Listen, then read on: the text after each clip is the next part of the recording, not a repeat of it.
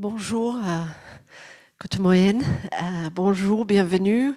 Hello, Suzanne. Welcome to all of you who are here today in the auditorium of the Musée d'Art Moderne Grand-Duc Jean, Moudam, Luxembourg, and also welcome to everyone who is joining us via Zoom, wherever you are in the world.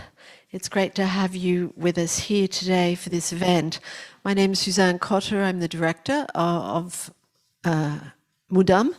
I'm delighted to be here with my colleague and curator of this program, Joël Valabraga.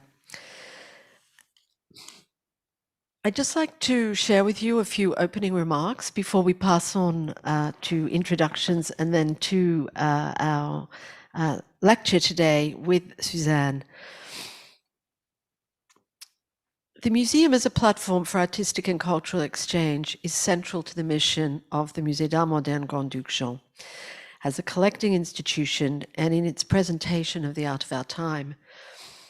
In this current moment of global pandemic and urgent redress of social inequalities and injustices, at Moudam, we are conscious of the fact that the museum cannot dissociate itself from the challenges faced by individuals, communities, and society globally. It is our privilege as people who work in the museum and who lead museums to be able to act on this recognition of the importance of the engagement of our museum with these issues of today, and also to be able to think through how we might address them through our own programs. And it's this thinking, in fact, that has guided the development of the lectures and screenings, which will be presented here at Moudam throughout this year, 2021, under the title of Radio Disaster. The program is inaugurated today with a lecture by climate justice creative, campaigner, and strategic researcher of environmental justice and decolonization, Suzanne Dhaliwal. And we are absolutely thrilled to have her with us today, here visible on the screen. Joël will say a little more in a moment to introduce Suzanne. I would also like to acknowledge Joël Valabraga for her curating of this program, as well as Caroline Hoffman of our public outreach team here and public programs at the museum, and our communication and engagement team, and our technical team, and led for this series of events heroically by Taufik Matin. In 2015, the member countries of the United Nations announced their plan for a sustainable world under the title Transforming Our World. This was underpinned by themes of people, planet, prosperity, peace, and partnership, and driven by a vision for, I quote, a world of universal respect for human rights and human dignity, the rule of law, justice, equality, and non-discrimination, of respect for race, ethnicity, and cultural diversity, and of equal opportunity, permitting the full realization of human potential and contributing to shared prosperity. In aiming to achieve this vision, 17 goals for sustainable development leading up to the year 2030 were identified. Addressing climate change as one of these goals, the statement or the text of Transforming Our World states, climate change is one of the greatest challenges of our time, and its adverse impacts undermine the ability of all countries to achieve sustainable development. Increases in global temperature, sea level rise, ocean acidification, and other climate change impacts are seriously affecting coastal areas and low-lying coastal countries, including many least developed countries and small island developing states. The survival of many societies and of the biological support systems of the planet is at risk. And it goes on. A new approach is needed. Sustainable development recognizes that eradicating poverty in all its forms and dimensions, combating inequality within and among countries, preserving the planet, creating sustained, inclusive and sustainable economic growth and fostering social inclusion are linked to each other and are independent. Also in 2015, so in the same year, in responding to Transforming Our World, UNESCO produced a recommendation for the protection and promotion of museums, their diversity and their role in society, and highlighting the connections between museums and sustainable development. I quote from their document, museums are as spaces for cultural transmission, intercultural dialogue, learning, discussion, and training also play an important role in education, formal, informal, and lifelong learning, social cohesion, and sustainable development. Museums have great potential to raise public awareness of the value of cultural and natural heritage and of the responsibility of all citizens to contribute to their care and transmission. I want to end there, but I think I wanted to really frame why we here at Mudam have inaugurated this program, why it is important to us, and how we see the museum as an active agent within this world that we're all living in, and that serves people. We want to be able to be a place where people who come to the museum also recognize themselves, but we also want to be a place that strives to embody the values that look to achieve equality, peace, and prosperity for everybody in the world. On that note, I'm going to pass over to Joelle. Thank you.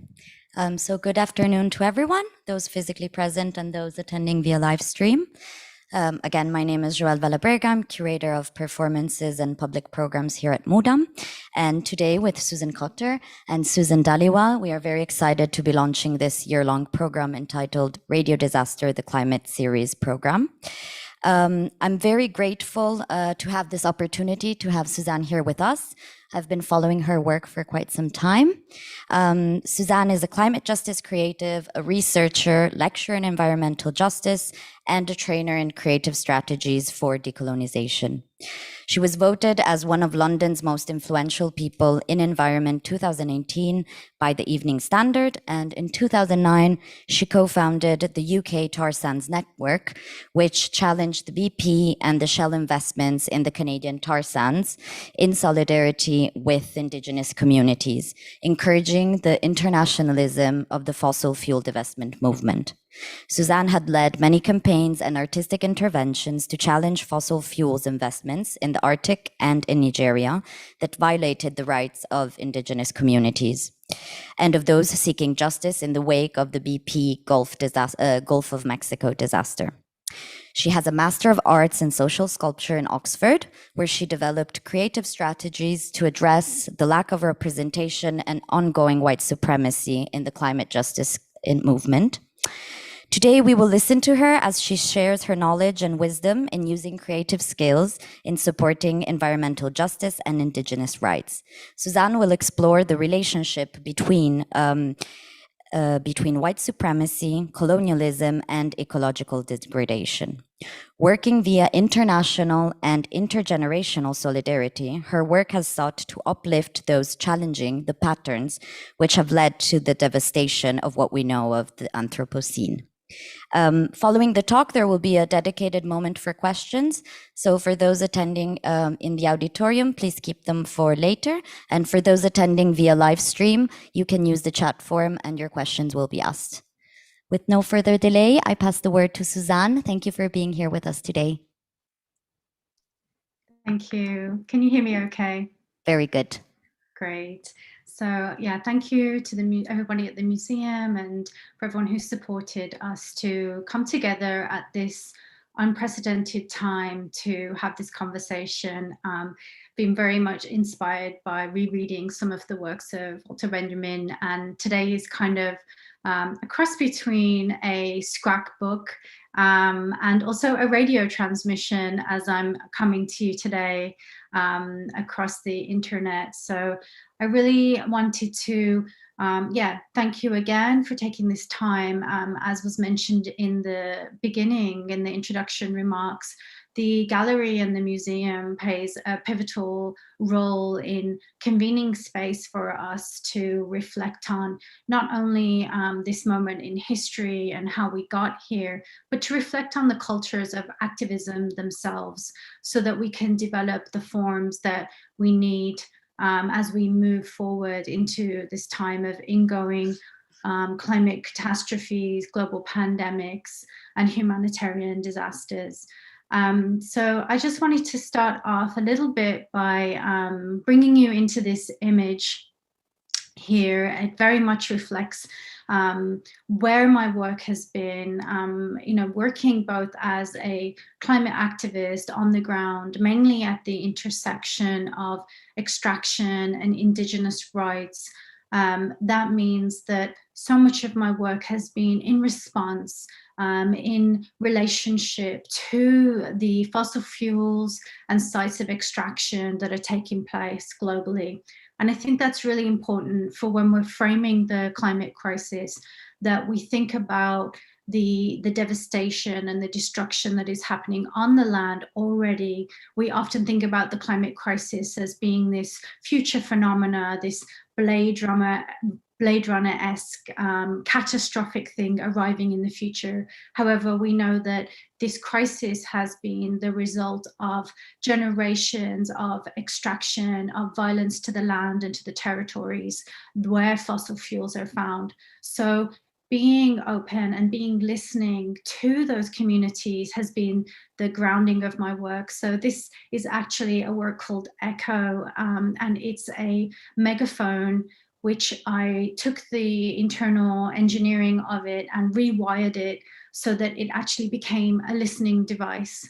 And so it became an instrument, a way to really physically manifest and display a lot of the principles that were going into my work, that before we get on the megaphone, before we take action, before we develop our campaigns and put out asks into the world, we take this moment to listen and to understand and to digest the ways in which the climate crisis is already impacting communities on the ground, how it's interconnected with the generations of colonial violence, of displacement of community from their territories, and also, as well as that devastation, the range of strategies, of movements, of ways of resisting colonialism that have been taking place in there, so that when we come forward with solutions and strategies, they are intergenerational, they are bringing forward that wisdom, and that we're humble in that space.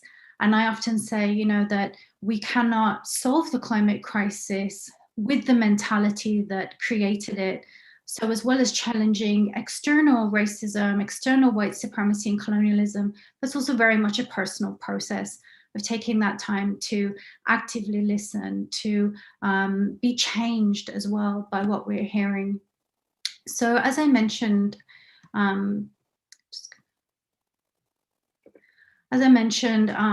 again, in terms of this framing of the climate crisis, it's often talked about in terms of parts per million as changes to global systems. However, one thing that's really crucial and vital to the way that I entered into this work, which, as I mentioned, was working with communities on the front line of extraction, is that a lot of the destruction that we often fear has already taken place on the territories of Indigenous Black and Brown communities.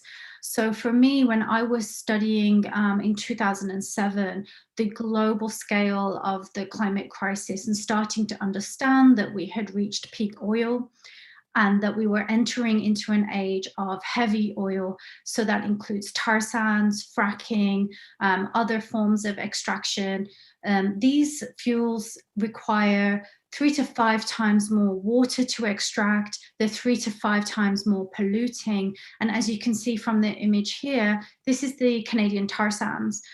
We often hear about the Amazon being deforested and the destruction that is taking place.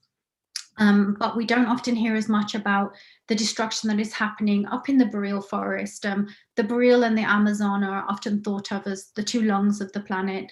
So for me, when I was looking at the climate crisis and looking at these tipping points and these tipping spots that they're often referred to as, so as well as the Amazon, the boreal forest was one of those. And what was happening up there in Canada was that the Canadian government was overwriting the rights of Indigenous people to protect their territories and their land in order to extract tar sands fossil fuel. So as I mentioned, tar sands fossil fuel, it's a heavy oil. And in order to extract it, it's not just a drilling process. You literally have to remove the ecosystem. So on the top, you can see that's, an entire ecosystem. Not only is it one of the most important carbon sinks on the planet, it's also home to numerous Indigenous communities who practice the right to hunt and trap and fish.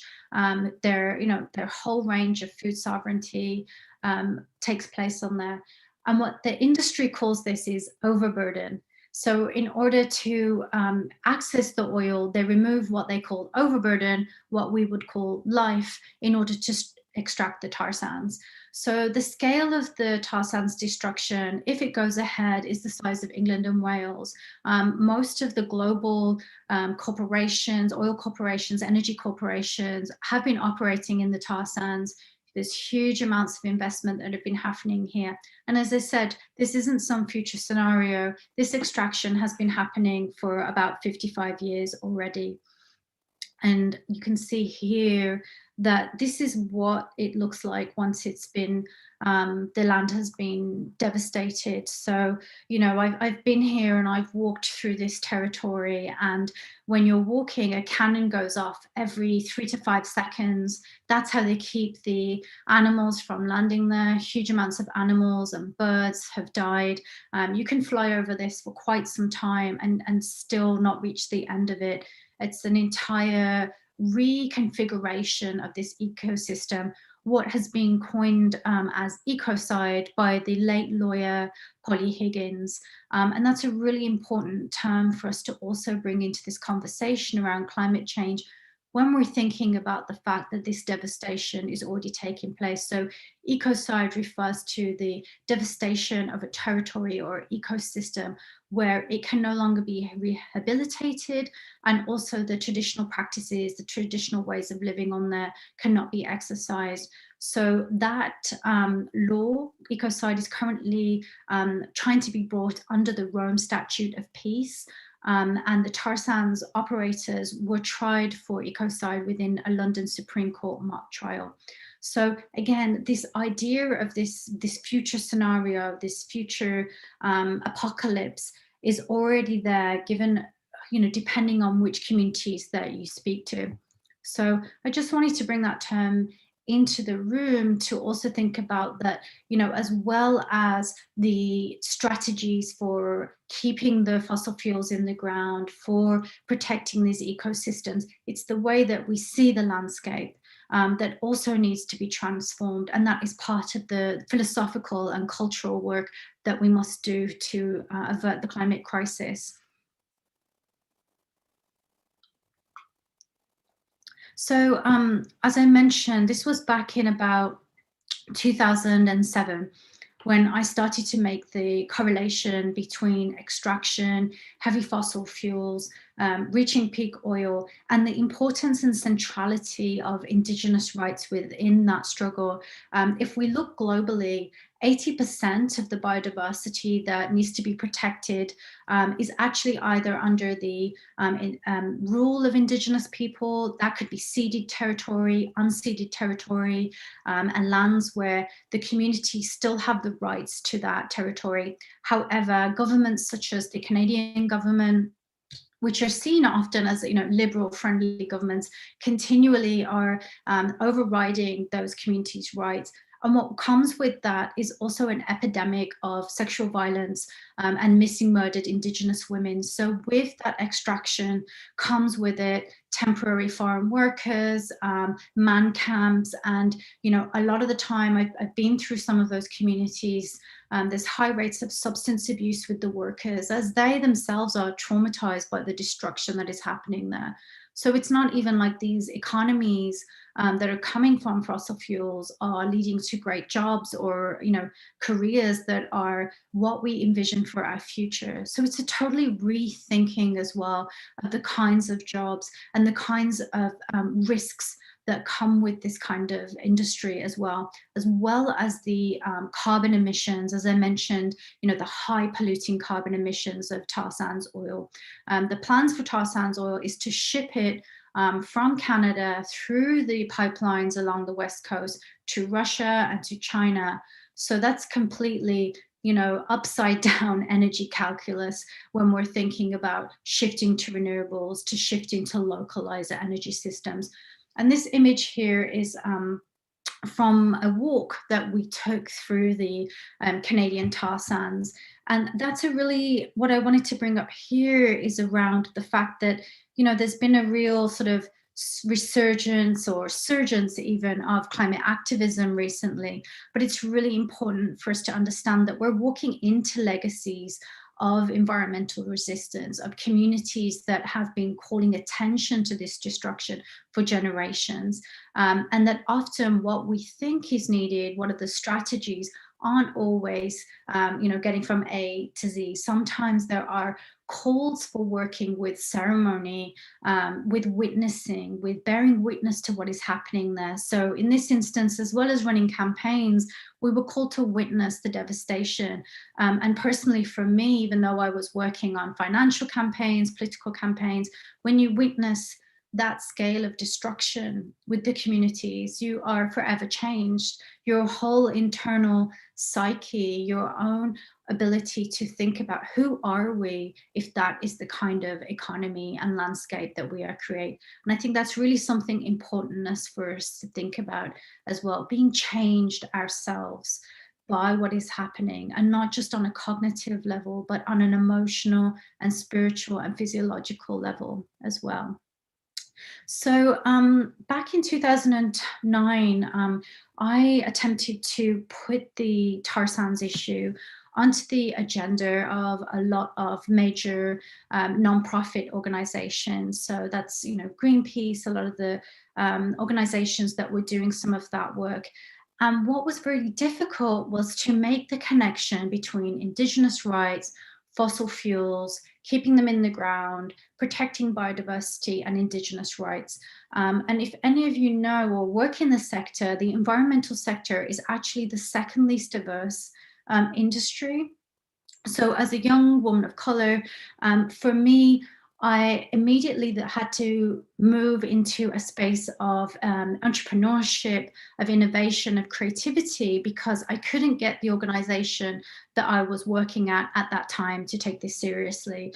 So I started a really grassroots organization called UK Tar Sands Network, and we worked to begin to internationalize and amplify what was happening on the front line. And that was, you know, not just, again, the difficulties, the terror that the communities were under, but also the analysis of the situation, the analysis of how tar sands extraction was the continuation of colonialism, how that sat with their rights to their sovereignty, and also the complicity of the British Crown. So all of those elements being part of the campaign. And it also came down to the design. So with the logo, we had this logo, which was, you know, a bloody flag. It was at first a black oil drip in the middle. However, the chief of the community and the Athabasca Chippewa First Nation asked for that to be a red drop, because he said that it's our blood oil. It's our blood that is the cost of this oil. So, you know, from the beginning of our organization, all of our design decisions, all of the framing decisions were led by and determined by the community. And I think that's a really important point to note, because, you know, when we did these actions, this is the Canadian High Commission in London. When we did these actions in London, it wasn't necessarily us who were having the implications of them or the ramifications of them. When Canadian Indigenous people speak up, for them, there can be these implications of having contracts removed from them, increased violence, increased white supremacy in their homes, because, as I mentioned, there is this ongoing racism towards Indigenous communities that they're facing while they try and resist and protect their homelands. So that's something really important for us to think about, of those principles of collaboration, of taking direction from the front lines and always being responsive to them. And I think that came up in the opening comments as well, about being in service to those communities. And so what happened from that campaign was that, as well as connecting the dots between the Canadian government and the British government and the Crown, and how that relates with the treaties that the Britain signed with Canada, we also started to think about other ways in which Britain was complicit in the extraction of tar sands and other fossil fuels that Indigenous communities are trying to keep in the ground. And so this was the beginning of the divestment movement. And what we tried to do was to expose the pipeline of money that was not only fueling these projects, but a lot of these investments had not been checked for if the projects actually had permission to go ahead. So under the UN Declaration of Rights of Indigenous People, that is called the right to free, prior, and informed consent. So under that jurisdiction, any projects that go ahead that get investment should have that consultation done before they go ahead. However, none of those projects in the tar sands have gone through proper assessment. There's no cumulative impact assessment. Extractive industries continue to run free rein. You know, it's still that Wild West kind of mentality. And so we started doing these kind of stunts at the annual shareholder meetings of the banks to expose not only, again, their complicity in the climate struggle, but the human rights abuses, the way that these banks were, on one hand, you know, claiming to be leaders within the climate movement, however, investing in projects like these. And it was also to expose the tar sands and the real risks associated with it, as the Canadian government was trying to convey that this oil was cleaner than Saudi oil because Canadians respect gay rights, all sorts of PR that was happening with that oil. So that campaign continued for, you know, well over a decade, and that has now internationalized into what is the divestment movement. And I think the divestment movement is interesting and needs to continue, but it's really important that it's connected to also asserting the rights of Indigenous peoples, as well as the climate impacts of those projects. And the image below is, you know, we also, as well as trying to stop future projects, as we develop these relationships with the communities, we were also responding to catastrophes that were happening. And so the picture at the bottom, that is the BP AGM, just a few months after the BP Deepwater Horizon spill. And again, what we did was we met with the community, tried to understand how they were picturing the crisis, and creating these stunts outside.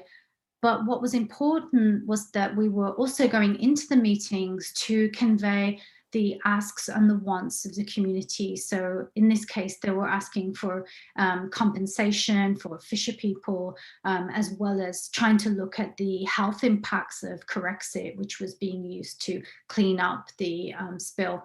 So that's another part of it as well, that it's beyond just illustrating the catastrophe. There's also a functional relationship where you are working with the community to use your access to power, your access to these shareholder meetings, to push for the policies, for the needs of the communities on the front lines, as well as this wider rubric of pushing to stop projects that are violating the environment and the climate. And I think that's one of the key principles of climate justice, and that's why it comes back to this image at the beginning of listening, of doing consultation, of deep consultation. And sometimes that takes longer. It can make the project longer. It can have you on working across time zones, but essentially it's building that deeper infrastructure to do the work and moving beyond illustration as well.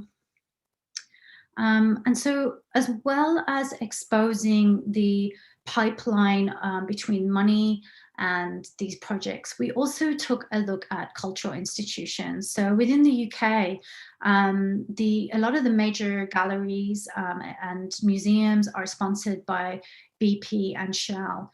And what that essentially does is it supports those companies to have a social license to operate. So what we tried to do was to, first of all, even bring to the public attention the fact that there are these relationships between these companies and the galleries, and then to use it as an arena to, again, bring attention to the catastrophes that have happened, but also to bring into question the cultural complicity of the galleries as well. And I think that there's two moments of that campaign, and I think we have illustrated those relationships. And I think we're in an exciting moment where galleries and museums are acknowledging their complicity, and we're trying to think about how we can work together to move through that. So this is an image from an action that happened at the BP summer party just a little bit after the Deepwater Horizon. And as I mentioned, a lot of my work is as an archivist as well, and I try and bring out these pictures and these moments of movement, her story as well, because often as women of color, we have to write ourselves back into that story. So I just wanted to share some of those moments there for you there. And continuing with that, as well as the other sort of head to this beast, so to speak, we have the corporations, the oil companies, the banks. In addition to that, we had to also look at the role of the EU government and the EU Parliament, and what we found was that actually within the EU, there was a lot of initiative to keep this tar sands oil from flowing to Europe. The EU was starting to understand, the high impact of this fuel. However, what happened was that the UK government and the Canadian government started to collude together to try and undermine the EU directive. And this happens a lot where we see oil companies, their lobby interests trying to undermine the good work, the legislation and the initiatives within the Europe to try and take action on limiting fossil fuels from initiatives. So, however, this is quite a complex, convoluted process. If any of you have ever been involved in the EU Parliament or the EU Commission, it's very esoteric. This campaign went for about 6 years. And so what we tried to do was to work with other ways of trying to expose this, and also to help with our fatigue. If you're constantly doing the same protest in the rain, it just gets exhausting. So what I tried to do here was I worked with a felt artist, Lucy Sparrow, and we created this scene, which was the felt impacts, where she works with felt, and we try to make a scene which showed, the cancers and the tumors that a lot of these animals in the tar sands get from the accumulative pollution in the water. And so we set up this scene outside of the Canada House in London again.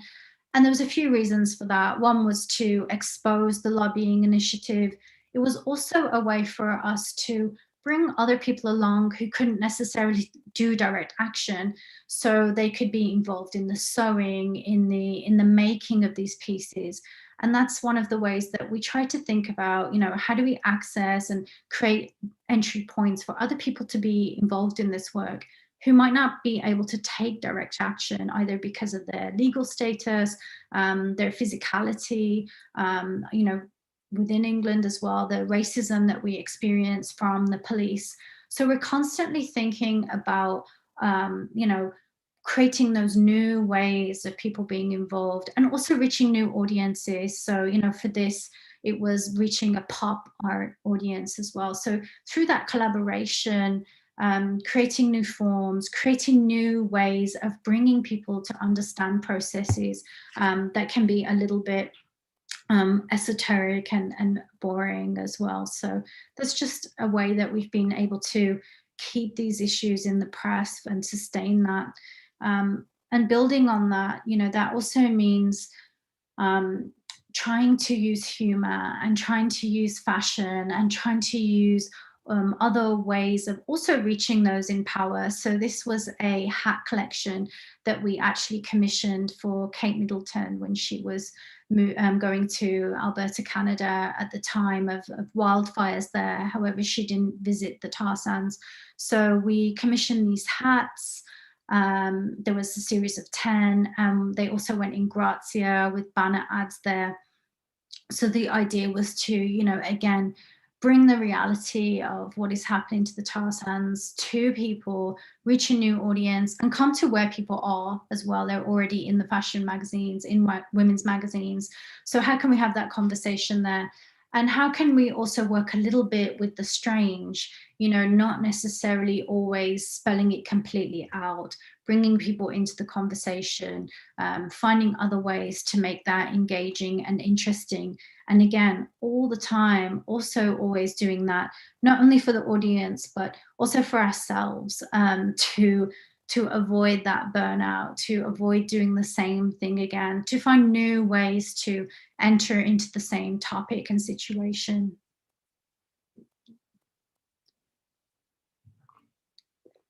So, you know, as I mentioned, as we framed this at the beginning, so much of this work is coming from legacies of environmental justice that as people of color, we have inherited. And so one of the environmental justice ancestors that I work with, and when we say environmental justice, just to frame that in terms of climate justice, environmental justice is intimately tied to the rights of the communities who are indigenous to that territory. So there is no separation between the fight for indigenous rights and environmental justice. They're intimately connected. It's also intimately connected for those people who are on the front lines of extraction. And that can also include refineries and tailing ponds where oil is extracted as well. And so for me, I take a lot of inspiration from Ken Saro-Wiwa. And Ken Saro-Wiwa was a member of the Ogoni people and led his people in Nigeria to resist Shell from the occupation of his lands. Sadly, that resulted in his execution along with the Ogoni 9. And I think that speaks to the power that communities have in resistance to these projects. And the thing that was so important about Ken's work was that Ken moved between being an activist, a playwright, a dramatist, and a comedian. He had a radio show and a TV show, which communicated to the communities about their rights, about the ways of resistance. And that is why he had so much power in that movement. And I think that's really important when we think about the role of cultural production within movements. It's not just to illustrate the situations, but is the key way that we give life force to our movements, how we keep them interconnected and how we connect them through the generations as well. So a few years ago, it was the 20th year anniversary since the execution of Ken and the Ogoni 9. And so I was really humbled to work with the communities in Nigeria and with the British Nigerian artist Sakari Douglas Camp. And she made this sculpture which had the names of those who had been killed, as well as I accused the oil companies of genocide written along the side. And what was really interesting about the sculpture was this had moved across the UK for many years doing education work about Shell's role in Nigeria. And for the 20th year anniversary, the community in Nigeria asked for the bus to come home. And so we thought about how we could get the bus back to Nigeria. In the back of it, there's also a theatre, there was a library. It was really a chance to do that community education work. So we actually tried to send it back to Nigeria. Sadly, it was held up the colonel who was actually responsible for the execution of the Agoni Nine took the bus away. We never saw it again, but we used that as a way to use this, the absence of the bus, as a way to still get a story, to try and, you know, raise awareness within a new generation about Ken Saro-Wiwa and the Agoni Nine. We worked with late designer John Daniel, who produced these images for us, and we got these on again radio, the hip hop radio station started sharing these on Twitter, and it became this movement for this bus. So it was a really powerful moment, how this bus, this sculpture, this gesture of solidarity, and this kind of almost bizarre gesture to get it across the sea and to take it home, captured the imagination of people and was able to transmit that story of the Agoni Nine. So, you know, as I mentioned at the beginning of this talk, a lot of this ancestry, a lot of this history of the environmental movement has been erased in the last few years with the onset of groups like XR and, you know, the incredible work of Greta, but at the same time, it's really erased a lot of the communities who've been doing a lot of the work. We often call it the struggle within the struggle to keep our visibility. And it's not, again, it's not just the devastation that we face, but also the strategies and solutions that we hold in the movements. So, you know, and this reached a peak, I would say, in 2019. And what we found was that we were having to really push back against Extinction Rebellion and different groups, because the strategies of nonviolent direct action that we were using weren't being respected. The resources were going as well. It's very interesting that a lot of the resources for XR actually come from people who are involved in the expansion of Heathrow Airport. That's just an important note. And while we need multiple voices and multiple actors, we really went through an violence and erasure of the work that we were doing. So at that point, I switched to trying to think about how can we as cultural producers work to continue to elevate our voices, to resist that erasure, not just of us in this moment, but of these environmental legacies that we come with. And it's very unfortunate that a lot of people of color have had to enact and use so much of our energy in the last few years just to stay visible, just to re-educate climate activists and to try and keep our place within that movement. So for me, the way I went about doing that work was I worked with the Social Sculpture Lab in Oxford and tried to develop processes of reflection for organizations, for campaigners, to try and think about the power and the privilege that they hold. And this was a process that I created where, you know, holding dialogue and conversation, really asking very simple questions about people's relationship to power and how that relationship shifts the design decisions that you make, how it shifts the strategies that you make, and through coming through that process of self-reflection to think about how those design decisions can be different. So a really simple example of that would be people's history of relationship with the police and how that, based on race and class, how that might change your willingness to be arrested or when you escalate to that tactic. So that's been the way that I've been trying to create a self-reflection about the power and the privilege that comes with the design decisions that we make, so that we're not necessarily you know, blaming each other, we're not reaching that impasse, but we're coming to a self-reflexivity about how we can create how we create those cultures, and to also even acknowledge that there is a culture inherent within environmental activism that needs to be challenged as well. So with that work, which has become kind of the heart of the work that I've been doing at the moment, has been to come into this space of research, into reflection, to think about what are new ways of activism that we can engage with. So this is a research station I created called ECHO, and about recentering our cultures of activism. So rather than constantly finding ourselves in resistance to the white supremacy in the movement, how can we be in a generative space where we are thinking about the strategies and the tools that we need?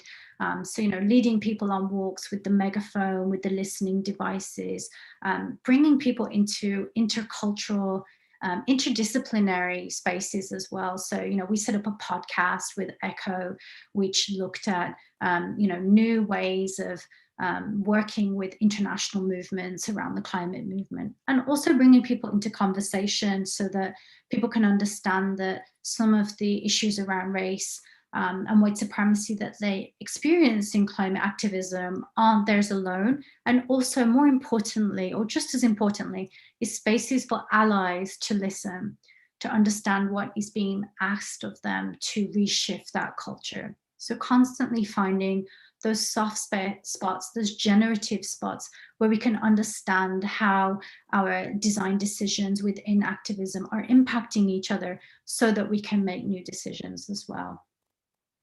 And I think this has reached a new crux, I would say, in the last year. When we're thinking again, in terms of this overarching framing of the climate crisis, when it's thought of as something in the future or something that might happen, that's just not the realities for communities on the front lines of this. And so that's why we also have to think about the climate crisis as being work of critical care, of humanitarian work as well. Last year, there was a cyclone, a devastating cyclone, Amphan, which took place in May at the sort of, the beginning stages of the pandemic. And this cyclone was one of the largest to impact northern India, Bengal, and it didn't even make it onto the radar, not just of the international press, but also within the climate movement. And that's because of this framing of the climate crisis as being this future scenario, of being parts per million, somewhat abstract, meant that people were disconnected from realizing that this cyclone was part of the climate crisis. So those organizations weren't activated. And there is a severe disconnect at the moment between humanitarian organizations and climate campaigners. So we don't have this space in between that is responsive to the climate disasters that happen. So I set about working with some young artists who were generating work at the time. And so, these were some of the, devastating but also awe-inspiring images were coming out of that movement.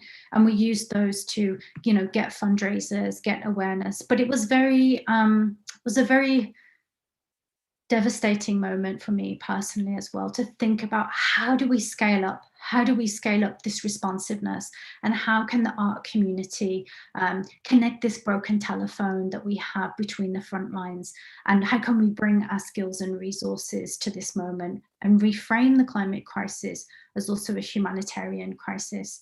And so as we think about that, and we think about the next generation, I often think about the next generation of activists.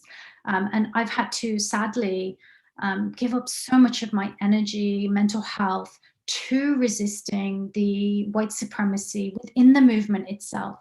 So we really need to think about how, for the next generation, can we make sure that it's inclusive, that along with Greta, that the other communities, the other youth of color are represented, not only as, the diverse faces, but also the strategies, the generational strategies that they bring with us as well. So it's really important that we don't replicate that in the next generation. And I think as cultural producers, as people who program and are able to lift up voices, the cultural institutions have a really important role in doing that.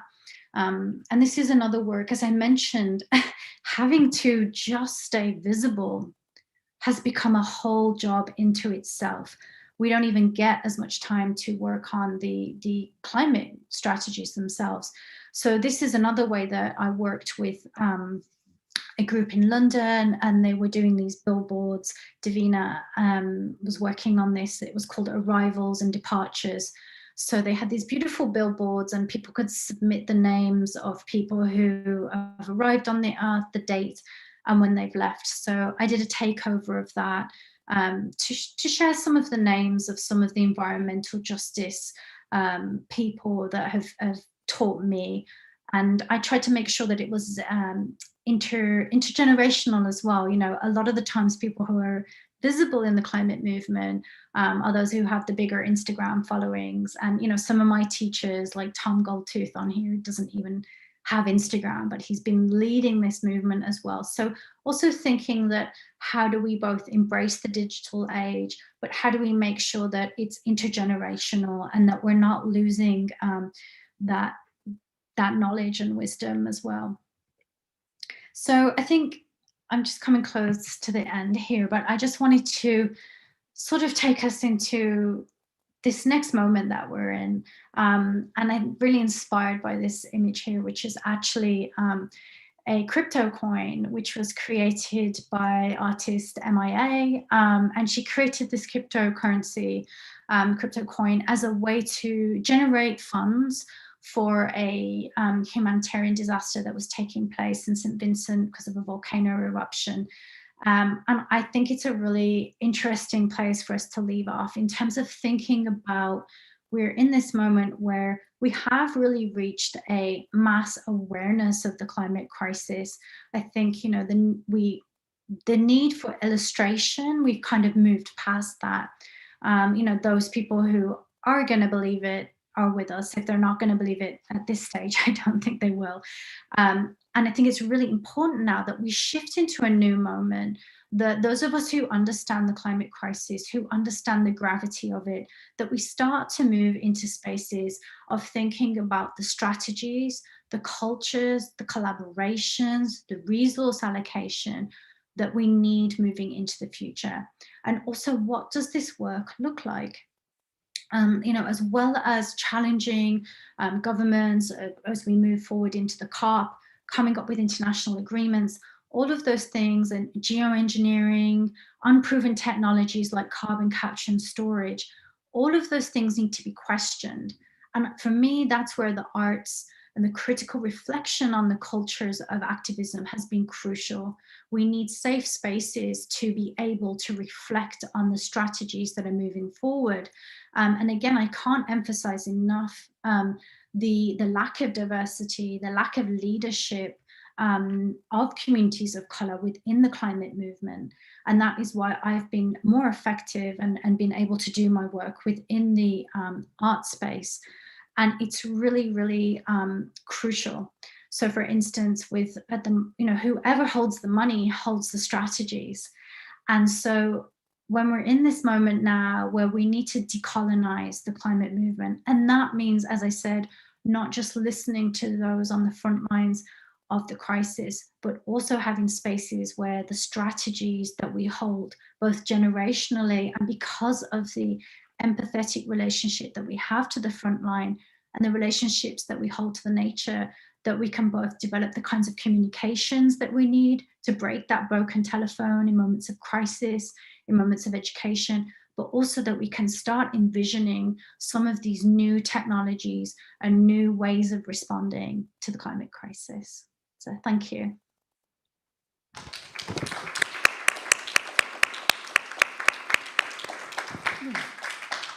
Thank you, Suzanne. That was really inspiring. I would like to start the Q&A with one question. So as I myself work in the cultural sector, I would be curious to know what are, in your opinion, concrete key ways in which we can meaningfully engage with those who are on the front lines of the climate crisis. Sorry. Yeah, I think, you know, one of the first ways is through events like this, through centering the voices of Black and Brown and Indigenous cultural producers. And sometimes it's not always obvious. We're not necessarily always artists in the regular sense. We create organizations, we create movements, we're architects of movements.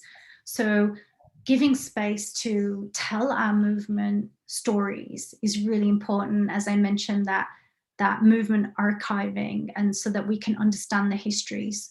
The other part would be to think about not also just bringing folks in to be speakers, but allowing us to curate programs. That would bring huge amounts of resources into movements as well, and capacity building as well. The other ways is residencies. As I mentioned to you, I'm a researcher, and often the capacity to reflect on your practice, to reflect on what's happened, the strategies that you're doing and convening can mean the longevity of that movement. So how can you resource sort of residencies and spaces as well? So all of the ways that we're programming around climate change to make sure that those resources are going to the people who've been holding that work at the beginning as well. And then the last thing I would say would be the point around having the conversations about questioning the strategies that are being used for climate change, and that allyship that we need, because that isn't necessarily happening in the climate movement. Thank you.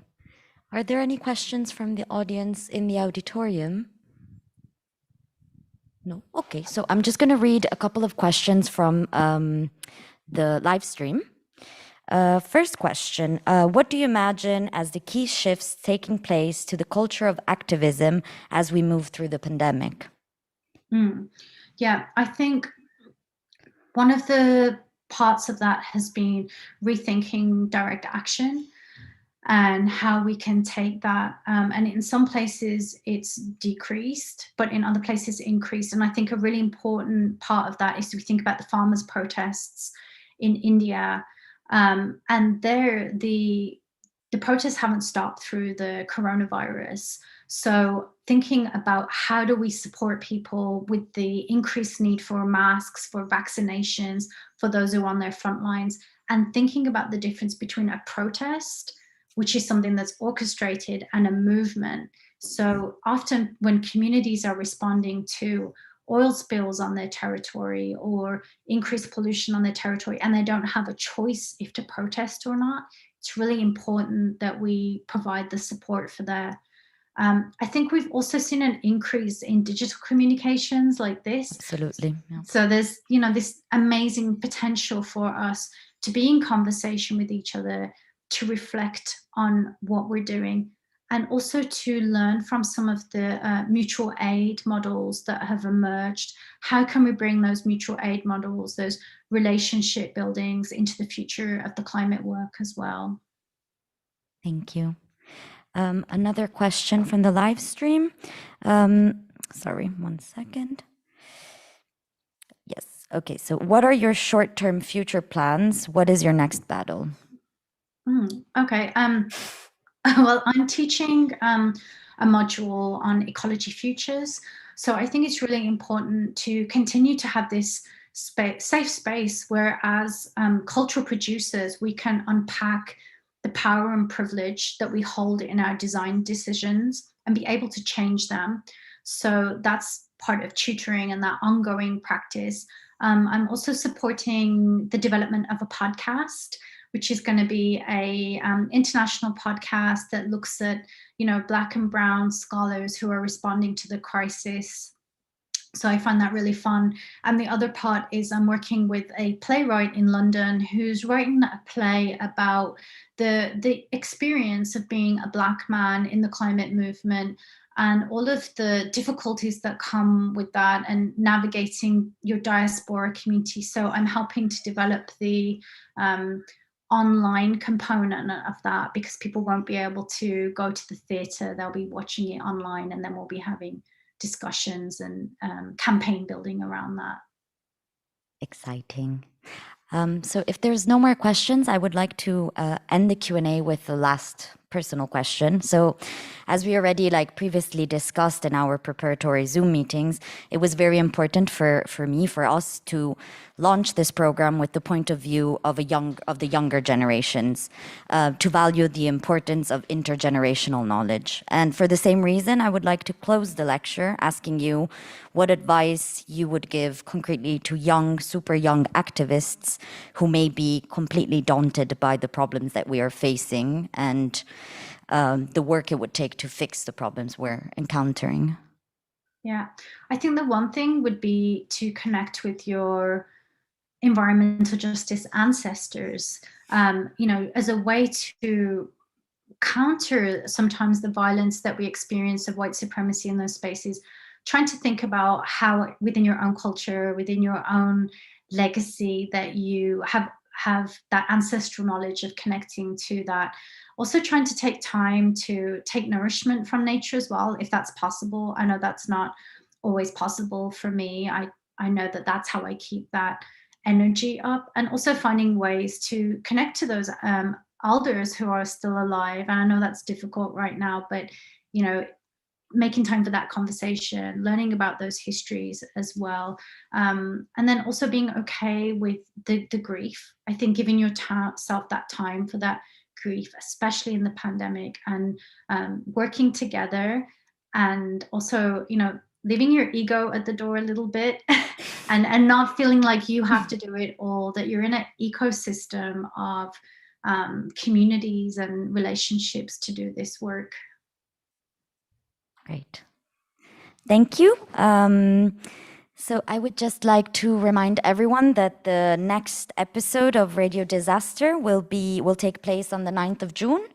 We will have curator and researcher Chus Martinez, who will discuss about the marine ecosystem and the dramatic decline of the water systems.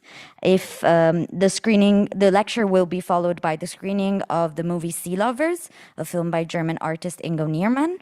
And for more info on the program and to book your seats, please check Modam's website. And I would like to thank Suzanne. It was great and wonderful to have you here with us. And I wish everyone a wonderful afternoon. Thank you. Thank you, Suzanne. Thanks.